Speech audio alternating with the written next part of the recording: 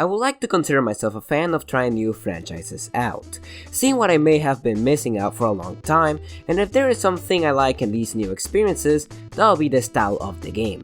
And definitely, a game that will always have style and with ease will be the games from the Devil May Cry series. This series is the literal embodiment of raw style. I feel like I rarely see series in the AAA genre that can compare to the raw energy that radiates from this entire series. And I mean, if the meme videos weren't proof enough, just take a listen to the OST of Devil May Cry 5 and you'll become a fan immediately. I know I did. You know, even though I consider myself to be a fan of the Devil May Cry series, that will honestly be a fat lie. I have only played the 5th entry of the series, Devil May Cry 5, and only now has the thought, maybe I should play the other games as well, ever come across my head. And so, here we are. I'm about to play Devil May Cry 1, also known as the original Resident Evil 4. Because yeah, that's right. This is in fact how the 4th entry was originally going to look like. More or less. Can't imagine Leon surviving that though. I want to see how Devil May Cry has aged. Is it still good? Well, if I don't tell you with the thumbnail of the video, then you've probably waited long enough. So, fuck, let's just jump right into.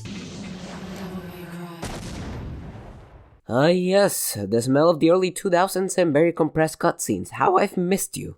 Yeah, I'm getting this out of the way. The game definitely looks like an early 2000s game. It doesn't necessarily look bad, just don't zoom in on their faces and you live.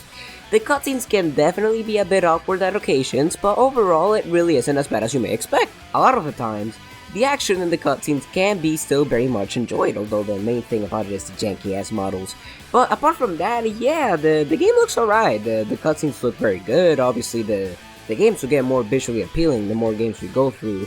That's a natural course of evolution after all. What I don't like about the visual presentation of the game is the pre-rendered cutscenes that look absolutely crunchy, because I mean, what the hell is this? Am I watching a video from YouTube in 2007? I understand that the cutscenes were probably not able to be altered without having to like pull off some wizard ass magic or something like that.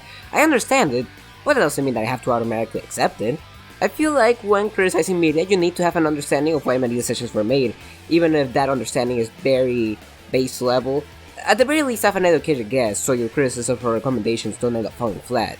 Because imagine how fucking dumb I would look half the time, and I already look dumb as hell reviewing these stuff. Okay, that's great and all. The game has polygons. Lovely. What is my purpose in life though? Well, Dante is a devil hunter, owner of the agency called Devil May Cry. Don't ignore the question! Roll credits. And he is reached out by a mysterious lady called Trish, who seeks out Dante because of his new supernatural abilities as the son of the legendary knight Sparta, a demon who helped humans stop demonkind from taking over the world and the sworn protector of this planet. He's dead now, obviously. Dante decides to help out, mainly because he seeks revenge for what happened to his mom and brother. See, they were both killed by followers of the Demon King that Sparta defeated, probably out of revenge and whatnot, and Dante obviously wants to get his revenge right back at him! Oh yeah, that's pretty much the entire story. I know Devil May Cry isn't the holy grail of stories, much less for a game released in the year 2001, I mean it was competing with Sonic Adventure 2. But I mean, at least I expected there to be more something? A bit more in between. You literally never get to see the characters interact for like the first 12 or so missions, so like for half the game they never talk to each other, and it's so jarring the more the game goes on because, and spoiler alert, skip to whatever time I decide to put on the screen, the game really wants you to care about these characters. They want you to care about Trish and Dante's relationship. It's meant to be something tragic, like two people who could have gotten along if they met under different circumstances, but the reality is that the game simply doesn't give a damn about developing its characters. Dante stays the same old throughout, Trish stays the same old throughout as well, and the only times that you see them interact in the 4.5 hour long game are at the beginning and in some of the few cutscenes that play more than 70% through the game. There is an entire gap from one conversation through the other, and that is called a whole 3 hours from a 4.5 hour long game. Furthermore, what are we supposed to feel when it's revealed that Trish was a double agent? Are we supposed to be sad she tried to kill Dante in the first minute of the game? I don't know what you are, who, why, or when you are. Why am I supposed to care? Am I supposed to care? Is that the purpose? The game takes itself pretty seriously, so I feel like I should, I feel like I'm supposed to care at least a little. Was it too hard for them to make Trish like an interactable NPC? It's not like it hasn't been done before by Capcom. Was the development of this game messy? I know what happened with DMC2, and trust me, we'll get to that shit show later on. But I'm curious, my sources say nothing about messy development in DMC1. Just what happened in here? This scene. I should have been the one to fill your dark soul with light. It's one of the most meme scenes in video game history, and it deserves it every day of the week. And at this point, it's not only because of the voice acting. Well, it's not good, the voice acting is still absolute kind of ass, but the story just doesn't deserve this dramatic moment if you ask me. Especially not for a character that I simply didn't have any time to get attached towards, especially because I saw her once, and then we are at the end of the game! And speaking of voice acting, I mean, it was a Capcom game from the early 2000s, late 90s period. Obviously, voice acting wasn't refined back then, except for when it was. They have no excuse, but you know what? I'll excuse it. Because the game can be funnier that way, and maybe that's all I need in my life. Okay, you know what? I feel like I need to get off this game's back for a second. I feel like I'm being a bit too unfair. The game should have definitely tried more to get me to care about the story by at least showing me like 3 different cutscenes with two characters interacting. The game should have definitely had better voice acting by this time, and maybe the game doesn't hold up to today's standards graphically. But I can forgive it because the gameplay at the end of the day is the end all be all, so if the gameplay is good, then the game is good. What's the gameplay like? There are 23 missions, all occurring in the castle and the surrounding areas, in which you do what the mission tells you to do and vaguely make your way towards the objective. Go have fun. In the way, you'll occasionally find yourself fighting against a group of enemies, and that's when the show can truly begin! Devil May Cry is a series in which you are trying to beat the enemies, but more than that, you are trying to look like the coolest motherfucker in the yard while doing so. You'll be convoying them, swing them into the air and bring them back to reality. Use one of the guns and blow their asses up or overwhelm them with the alien gun. Beat the shit out of them. They think that they've seen the best of me, but have you seen me throw these hands, brother? Oh, you think we're done? Nah. Sit back and enjoy me going into maximum overdrive. The Devil Trigger makes you more powerful, makes you faster, gives you new abilities, it heals you. It is a public menace to all enemies lying around. This thing is absolutely wonderful.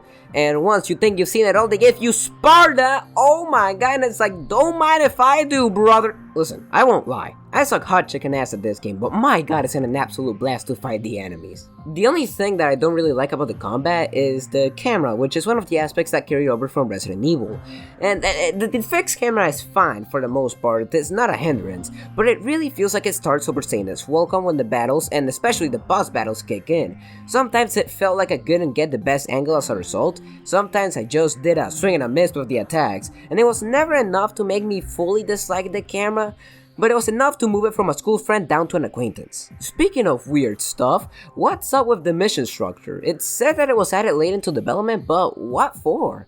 Honestly, it makes the game feel more repetitive than it should and overall hinders the quality of the overall product. In later DMC games, and by later I mean Devil May Cry 5 because remember that's all the experience that I have with the series, most of the time you're in completely new areas during the missions. Rarely do you go back to a place you've been at before, and even in the rare occasions that you do come back more powerful and with an expanded area to explore.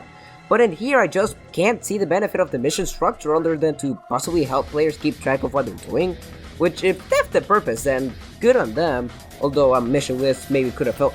Actually, I don't even know if those existed back then. Okay, but before I say anything else, can we simply talk about the sheer quality of the soundtrack of this game? I feel like I should talk about how Capcom just always makes the best soundtracks ever. They are up there and always with the games that don't need it. The later Devil May Cry games will definitely feature better songs overall, but you know, this game still has some bangers in there, and I like those ones. I like those bangers. And that's Devil May Cry.